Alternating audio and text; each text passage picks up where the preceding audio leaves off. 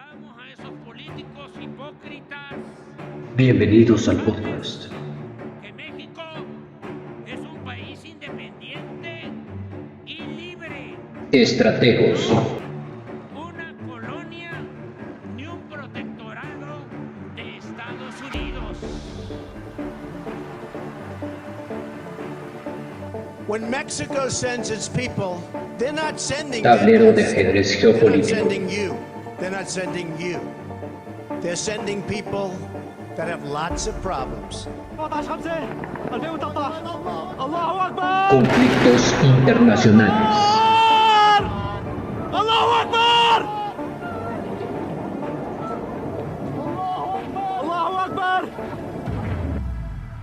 Les juro por Dios que no comen un arroz. Política. Vamos a ver cuánto tiempo dura. Y no me importa lo que digan los organismos internacionales, que vengan a proteger a nuestra gente. Que vengan a Geopolítica. llevarse a sus pandilleros. Si tanto los quieren, se los entregamos todos al 2 por 1. 解决台湾问题是中国人自己的事， Historia. 要由中国人来决定。我们坚持以最大诚意、 Presentado por 尽最大努力，争取和平统一， Octavio Balanzario. 但绝不承诺放弃使用武力。 Quería aclarar esto también. Deben cambiar la forma de cooperar. Invitados la forma en la que especiales. Europa y Francia nos tratan. Deben comenzar a respetarnos, ver a África como verdaderos socios y dejar de tratarnos y hablarnos con tono paternalista, como si siempre saben lo que nos Entrevistas conviene y más. y lo que no nos conviene. Deben respetar a África. Россию за наши доблестные вооруженные силы. За победу! Ура!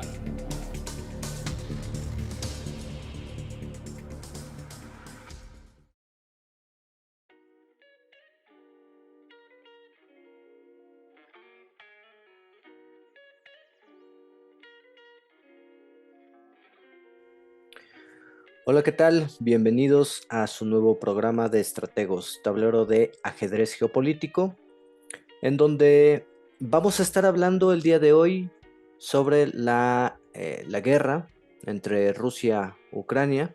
Y el día de hoy nos acompaña mi buen amigo. ¿Cómo estás, amigo?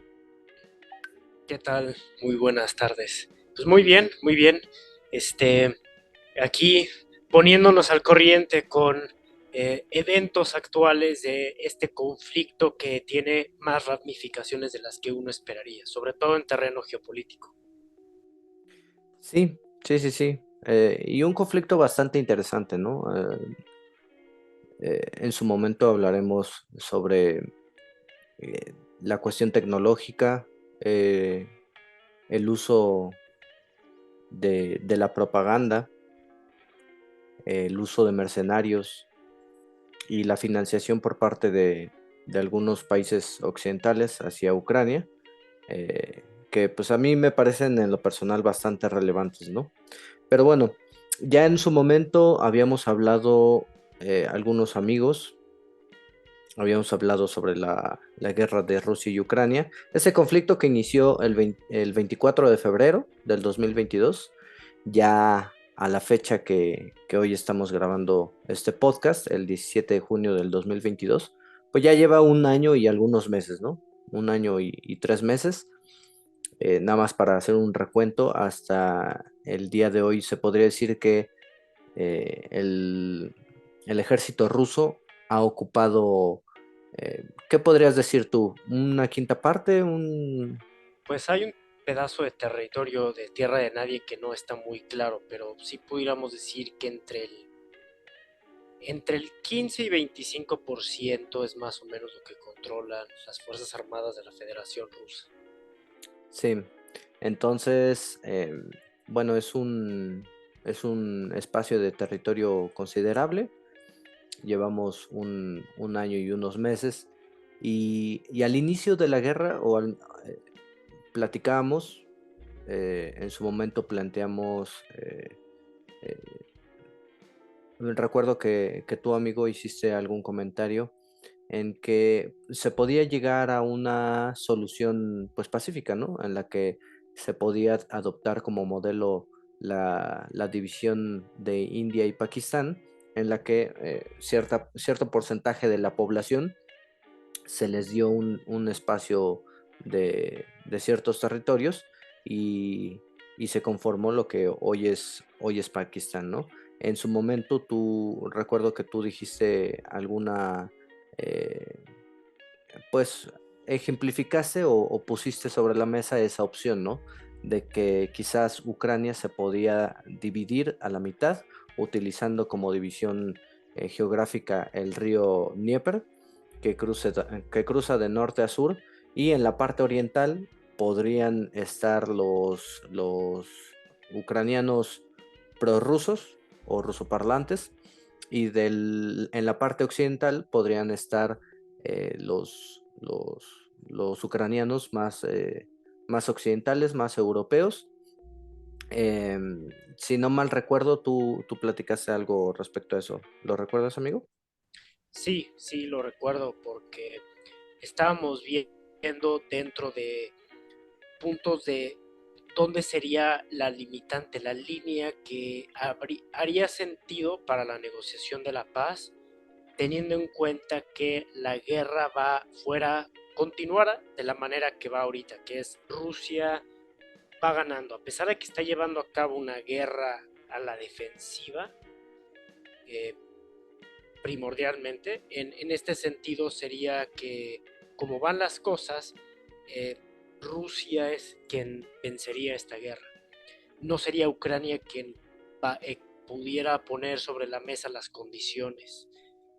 Entonces, lo que hace sentido es una frontera natural, sobre todo que puedas defender en algunos puntos estratégicos, como es el cruce del río Dnipro, y efectivamente donde la población rusa se concentra más es en el este y la población ucraniana más en el oeste.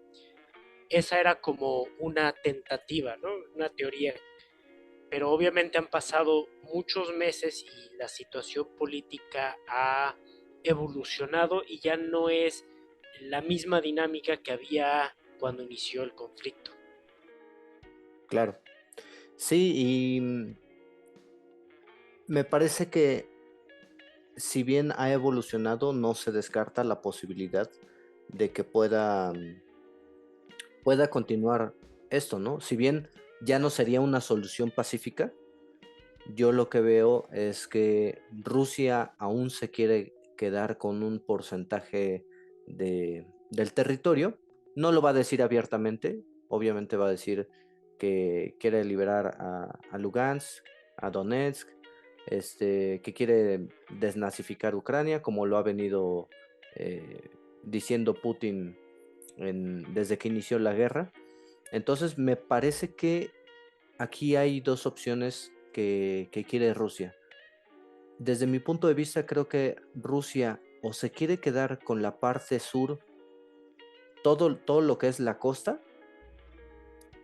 A mí me parecería bastante lógico que Rusia le quisiera quitar el acceso al Mar Negro a Ucrania completamente, o en su defecto, que se quede con la parte pues desde del río, ¿no? Pues la cuestión del acceso al mar, yo diría que tienes toda la razón. ¿Por qué? Realmente de las ciudades importantes económicas para Ucrania que quedan son Kharkov, es la misma ciudad, y Odessa, que es la última gran ciudad portuaria que le queda a Ucrania. ¿Por qué es importante? Por dos motivos. Esas dos ciudades grandes son los brazos que le quedan a Ucrania. Al perder el este de Ucrania, perdió casi toda su industria y sus minerales. ¿Qué es lo que puede permitirle a Ucrania seguir prosiguiendo un conflicto y tener, digamos, cierto flujo económico? Kharkiv, donde hay industria, y Odessa, que es el puerto, el último gran puerto. ¿Por qué Rusia se los quedaría? Por la cuestión de cortarle los brazos a Ucrania y obligarlos a sentarlos en la mesa de negociación, porque Ucrania ya no sería un país viable, se convertiría pues tendría los problemas económicos que países como Bolivia tienen en este momento. Y tendría que depender entonces de unas buenas relaciones no solo con Europa, sino también con Rusia. Eso es por un lado. Y por otro lado, porque son poblaciones, en esas dos ciudades la mayoría de la población son rusas, es étnicamente rusa. Entonces no va a haber otra oportunidad en que Rusia pueda recuperar esas ciudades y poblaciones para sí. Si llegan a una paz, ya sería para que, o sea, y no las toman, sería ya no volver a buscar un conflicto ni volver a buscar integrarlas a Rusia. Sería permitir que se quedaran como parte de Ucrania. Entonces aquí es donde qué le conviene más a los rusos y dónde están las posibilidades prácticas. Una cosa es lo que uno quiera y otra cosa es lo que uno puede llegar a hacer. Y pues sí, yo veo que los rusos buscarían quedarse con ambas para obligar a los ucranianos a que solamente les quedaría Kiev como gran ciudad, que es la capital, y ya no tendrían industria y ya no tendrían puertos. Entonces, para exportar, por ejemplo, exportar el grano ucraniano, dependerían de negociar con los rusos para utilizar los puertos de Ucrania ya en parte de Rusia y poder vender sus productos. Y también dependerían de la manufactura rusa, especialmente del área industrial, para comprar tractores que utilizarían para producir el grano. Entonces, por eso digo que Ucrania perdería su viabilidad como país. Sí, quedaría totalmente pues rodeada, ¿no? Aparte de que no se descarta la posibilidad de que Polonia busque una parte del territorio, ¿no? Sí, la parte más occidental, que es Lviv, que originalmente había sido poblada por polacos, pero los ucranianos que salieron con los alemanes en la Segunda Guerra Mundial mataron a los polacos de esa zona. También hay un pequeño pedazo que es la Transcarpatia, que parece ser que se la quedaría a Hungría porque está poblado por húngaros. Lo cual afecta más a Ucrania porque perderían todavía más territorio, más población y sería un territorio completamente, pues no solo rodeado, debilitado, sin gran parte de su población, con la parte de la población que queda en pobreza y muchos de ellos heridos de guerra que no pueden rehabilitarse para una vida civil, laboral normal.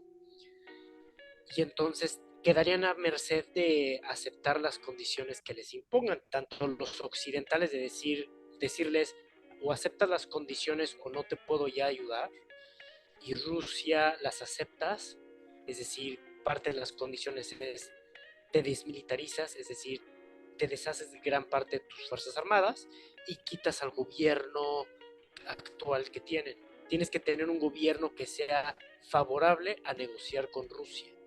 No necesariamente favorable a ser prorruso, simplemente ser favorable a negociar con Rusia para que no vuelvas a ser, digamos, nido de posibles operativos antiestabilidad política de Rusia, porque una de las acusaciones es que se volvió un gobierno dirigido por una cúpula de neonazis, de Stefan Bandera, que era el generador del movimiento nacionalista ucraniano y tenía tendencias fascistas y nazis, por así decirlo. Y por el otro lado, también el hecho que por la corrupción se volvió una base de operaciones de la CIA para desestabilizar ciertas zonas del gobierno en Rusia. Ahí está una situación gris donde el gobierno ucraniano, la CIA, están apoyando a los movimientos de los opositores políticos a Putin, porque ¿de dónde conseguían el dinero? De oligarcas exiliados, unos en Turquía y otros en Ucrania. Uh-huh. Entonces, esa es la posibilidad, pero ahorita nada más como para actualizar, esta semana dio una conferencia, una entrevista, el empresario jefe de la empresa Rheinmetall, que es la empresa de armamento alemana más importante, el Panther, que Ujú, es reciclado el nombre como el Pantera de la ujú. Segunda Guerra Mundial. El nuevo tanque alemán también se va a llamar Panther. Y fábricas las van a establecer en Ucrania entre los próximos 15 a 20 meses. Y ya lo dijo esta semana en una entrevista. Entonces, lo cual ya está empezando a los rusos que ven todo lo que se publica en Occidente a decir, oye, pues si hago ahorita la paz, no significa que en los próximos 5 años vuelva a tener que hacer otra guerra, porque si la empresa alemana va a estar establecida ahí, ¿quiénes van a ser sus principales clientes? El ejército ucraniano. Comprar nuevos tanques alemanes salidos de fábrica, que ya no son los Leopard, sino más nuevos, son los Panther. Y Ujú. las nuevas tanquetas, que son, vehículos blindados de infantería, que es el Puma, que también es un nombre reciclado de las tanquetas de la Segunda Guerra Mundial alemanas, que eran Puma también. Entonces los rusos se están dando cuenta que no importa que ahorita hagan la paz, porque es una paz vacía de ganar tiempo por parte del gobierno ucraniano y la OTAN, pudieran en 5 años rehacer un nuevo ejército ucraniano, entrenarlo, equiparlo y una nueva guerra, y ahora en desventaja contra los rusos. Entonces están ya llegando a la conclusión que tal vez van a tener que ocupar toda Ucrania para asegurarse de un cambio efectivo de gobierno. Sí, tristemente, o bueno, pues así es la geopolítica, así son los conflictos, ¿no? Todos los países, como las personas, eh, tienen un origen, se pueden crecer, pueden expandirse o pueden contraerse y, y en su momento pues van a desaparecer, ¿no? No hay ningún país en, en en toda la historia que haya sobrevivido toda la eternidad, ¿no? Entonces, pues bueno, a lo mejor podemos ver el inicio del fin de Ucrania y podemos ver a lo mejor el nacimiento de un nuevo país o simplemente la desaparición de Ucrania y la anexión o la expansión de Rusia, ¿no? No lo sabemos. Recuerdo que este tema más o menos ya se había comentado en el otro capítulo. Mencionaba Manolo que, pues bueno, ese conflicto lo más seguro es que vaya a alargarse, ¿no? Posiblemente yo lo que veo es que si Rusia no se anexiona toda Ucrania, pues podrían llegar a una especie de cese al fuego y sin embargo podrían quedarse en una especie de todavía estamos en guerra, pero únicamente hay un cese al fuego, ¿no? Como en el conflicto que hay entre Corea del Sur y Corea del Norte, que pues realmente el conflicto sigue, ¿no? Es únicamente un cese al fuego. Un armisticio. Ajá, un armisticio. Y pues así puede durar los años que tengan que durar hasta que a lo mejor vuelva a iniciar un conflicto o hasta que las nuevas generaciones de políticos y de ciudadanos eh, puedan establecer una paz, ¿no? Pero sinceramente yo creo que este conflicto va a durar todavía mucho más e incluso si Rusia se hace con todo el territorio, yo creo que derivado de este conflicto empiezan a surgir sentimientos nacionalistas en Ucrania. Yo creo que mucha gente que a lo mejor llegó a ser prorruso o rusoparlante, que era un poco más afín al gobierno ruso, derivado de este conflicto, pues pudo haber llegado a pensar que Rusia no debería de inmiscuirse en los asuntos eh, eh, pues de Ucrania, ¿no? ¿Tú qué consideras aquí, amigo? ¿Tú crees que Ucrania o se está formando una especie de sentimiento nacionalista en Ucrania que anteriormente no lo había? solamente con respecto a la población rusa de Ucrania, porque con la población ucraniana siempre hubo un movimiento nacionalista. ¿Qué cosas son las verdaderamente históricamente detonantes de la identidad ucraniana? Aquí históricamente, ¿qué es el detonante del nacionalismo histórico ucraniano? Los ucranianos quieren a veces mencionar que su historia empieza con los Rus de Kiev, pero los Rus de Kiev estaban ligados a los Rus de Moscú y de Novgorod. Eran igual que los rusos, eran ciudades-estado emparentadas y aliadas, a veces peleadas, pero en general eran aliados. Entonces eran parte del mismo cuerpo político, como las ciudades-estado griegas y las ciudades-estado italianas del Renacimiento. Entonces, como eso no les ha funcionado, han tratado de mencionar en los 1600 la época de los cosacos, pero la mayoría de los cosacos se integraron al Imperio Ruso, y los que vivían independientes pertenecían al que se llamaba la Mancomunidad de Polonia-Lituania. No eran independientes, y tampoco formaban una nación. Es como una generación de coroneles en Latinoamérica que quisieran independizar su municipio. Pues no estás hablando de una verdadera conformación de nación o identidad nacional. La verdadera identidad nacional ucraniana se deriva primero de la guerra civil. La identidad histórica ucraniana empieza realmente con la guerra civil rusa. ¿Qué sucede en la guerra civil rusa? Que empieza a colapsar el gobierno ruso y la sociedad rusa. Se hacen muchas facciones. Las más importantes son 3, a pesar de que hay muchas más. Las 3 son los blancos, y los blancos tenían muchas subfacciones, a veces enemigas entre ellos. Los rojos, que son los bolcheviques o comunistas, y los verdes, que eran el campesinado ruso eslavo más que nada. No incluía a los rusos no eslavos.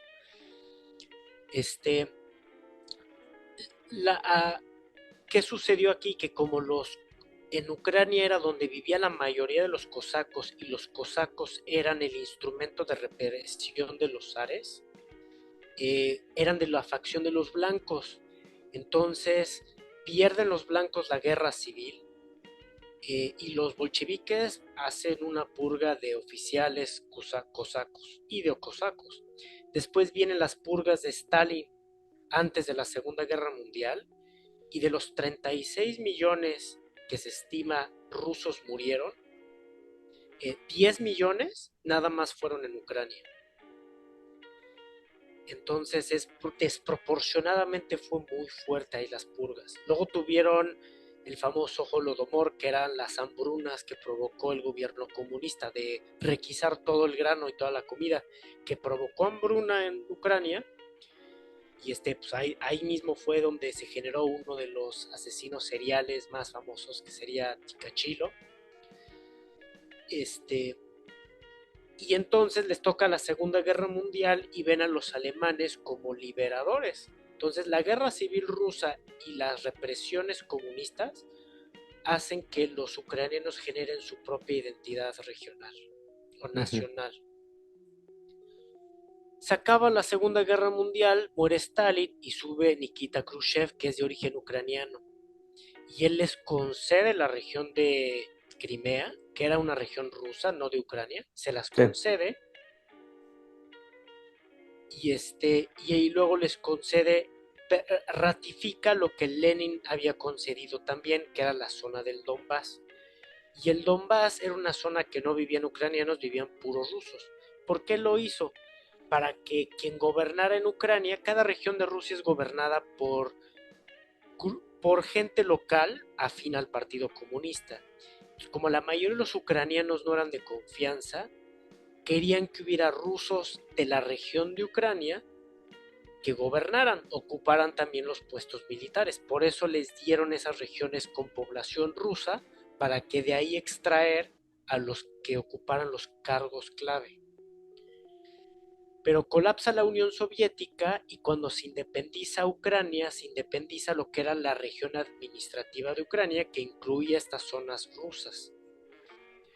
Y al principio estuvo todo bien, pero conforme se fueron regresando los hijos, nietos, bisnietos de los líderes nacionalistas de la Segunda Guerra Mundial, que muchos de ellos vivían en el Reino Unido y en Estados Unidos y en Canadá, se metieron políticamente a financiar grupos para que desestabilizaran la élite política de Ucrania y ellos meterse, que es básicamente grupitos de ultraderecha que infiltraron como calamar con tentáculos todas las instituciones. Se metieron en todas las instituciones públicas y en el dinero se quedaron todos los oligarcas que expulsaba Putin de Rusia, huían a Ucrania, se establecían en Ucrania y con el dinero se fueron apoderando de la economía ucraniana. Y luego terminó sucediendo que fueron reprimiendo a la población rusa. Ahora esta es la parte de los antecedentes, que ya pone que de antedicho que la población rusa ya tenía prohibido incluso, antes del actual conflicto, estudiar en ruso en sus propias escuelas. Se les ucranianizó por la fuerza. Yo no creo que la gran mayoría de la población ruso-ucraniana esté en contra de la ocupación. Si hay un porcentaje, las estimaciones son muy aleatorias, posiblemente el 15% de los rusoparlantes de Ucrania están a favor de Ucrania y en contra de Putin. No necesariamente están en contra de Rusia, pero están en contra de Putin. Y la gran mayoría, precisamente como sufrieron la represión de estos grupos paramilitares neonazis, están a favor de Rusia. Lo que les ha afectado un poco es que su situación económica no ha estado bien, porque Rusia es un gigante con pies de barro. Sigue siendo un imperio de alguna manera en decadencia. De hecho, hace unos días Lukashenko mencionó que parte de los arreglos originales cuando inició el conflicto de febrero del 2022 era que lo que quería Putin era parar el conflicto, nada más que se cambiara el gobierno en Kiev y él devolvería Crimea a Ucrania, nada más les rentaría las bases militares como la de Sebastopol para tener puertos de agua que no estuviera congelada gran parte del año, puertos cálidos, se los rentaría. Esto salió a la luz y sucedió que fue justo cuando mataron a su propio representante los ucranianos, a uno de apellido Kirev. Se pronuncia en inglés creo que Keriv, pero es Kirev con K y doble E. Antes de iniciar el conflicto. Ya acababa de iniciar, fue a los pocos meses que la primera mesa de negociación que se llevó a cabo en Turquía, asesinaron los ucranianos a su propio representante y dijeron, es que es un doble agente. No era un doble agente, en realidad era que estaba por aceptar la propuesta de Putin. La propuesta inicial de Putin era parar el conflicto y les devuelvo Crimea, y les rento las bases militares.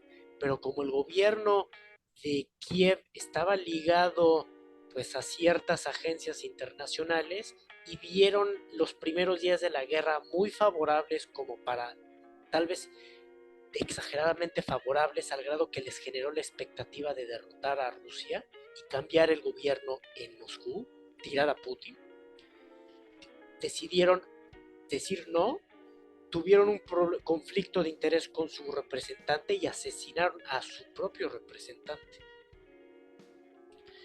Entonces, aquí es la situación interesante que Lukashenko, el actual mandatario de Bielorrusia, mencionó, y la gente en Rusia apenas está empezando a dar cuenta que al comienzo del conflicto era nada más buscar un cambio de gobierno, que Putin parece ser que estaba dando concesiones exageradamente favorables a los ucranianos, pero aquí puede ser plan con maña, porque a veces eso puede generar el efecto contrario del que buscas, y tal vez eso es lo que buscaba Putin, de decir, estaban tan envalentonados con la primera semana de la guerra, emboscando los convoyes rusos, causando un gran número de bajas, que en este momento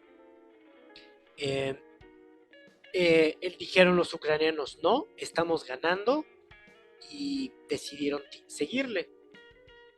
Pero ¿qué fue lo que sucedió? Que Putin, sabiendo que tenía una desventaja numérica de 5-1 y en algunos lugares de 8-1, decidió parar los avances rusos y decidió consolidar las líneas defensivas y ordenar la movilización parcial de 300,000 combatientes. E ir gradualmente